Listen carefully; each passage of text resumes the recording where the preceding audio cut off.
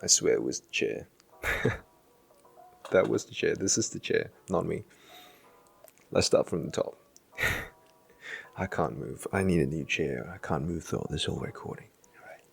G'day friends, welcome back to another episode of the MIRLCAST podcast, where we journey through the digital frontier, exploring the world of Web3 and the innovations shaping our future.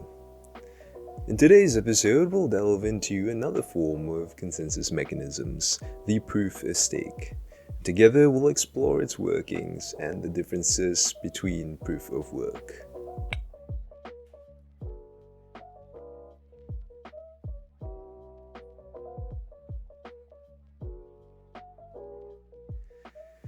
Chapter 1. Imagine a lottery system, where in this case participants of the proof of stake are the lottery ticket holders, while the lottery is the blockchain network. The more tickets or stakes that the participant has, the higher the chances of being chosen to act as a validator to create new blocks and validate transactions. So in this system, validators are like the lottery winners, but instead of receiving a lump sum reward, they would instead receive the transaction fees and the block rewards for the contributions in upholding the network. And hence this encourages the validators to act honestly, as they have an incentive in the game and stand to lose their stake if they perform any sort of malicious activities. Chapter 2. Differences between the proof of work and proof of stake.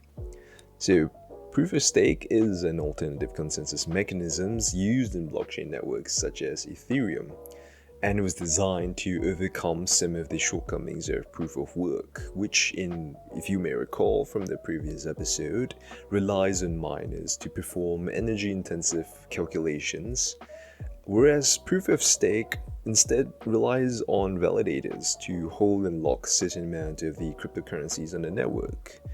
So if you could think of proof of work as a race whereby the first to solve the puzzle wins and gets rewarded, proof of stake is more like a lottery system, as aforementioned.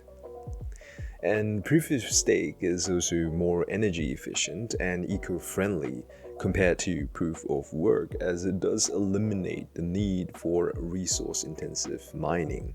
And to some degree, it does also address the centralization issues of proof of work, as the selection process for proof of stake is less dependent on specialized mining equipment. As a result, there is also a lower barrier for entry for proof of stake due to the lesser requirements for specialized resources. Chapter 3. The rich get richer. One of the drawbacks of proof of stake is the rich get richer phenomenon, whereas just mentioned, the lower cost for entry also does conversely benefit those who wish to accumulate large quantities of network staking. And since validators with larger stakes have a higher chance of being selected to create new blocks and validate transactions, they also stand to accumulate more rewards over time. And gradually, this may lead to increased wealth inequality within the network, as those with more significant stakes continue to gather and hoard this wealth much faster than that of the smaller stakeholders. So in other words, issues of centralization once again. Chapter 4. Turning challenges into opportunities. So the blockchain community is actively working on addressing all these drawbacks, especially pertaining to centralization.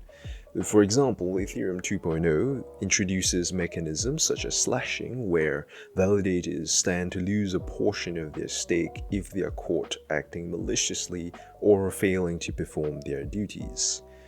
In addition, some networks use variations of proof of stake, similar to how proof of stake was born from proof of work.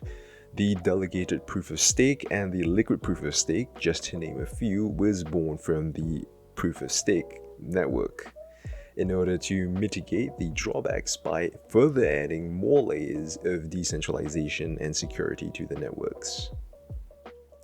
So in conclusion, today we learned about proof of stake and how it differs from proof of work. So essentially, proof of stake is like a lottery system, while proof of work is like a race. So thank you once again for joining us on another episode of the MIRLCAST podcast today, where we strive to explore the cutting-edge technologies that are shaping our digital future. Stay tuned for the upcoming episode next week or later this week. I can't quite remember which episode this is, to be honest, but stay tuned for the next episode where we'll talk about decentralized autonomous organizations. Until then, keep learning, keep growing, and keep questioning.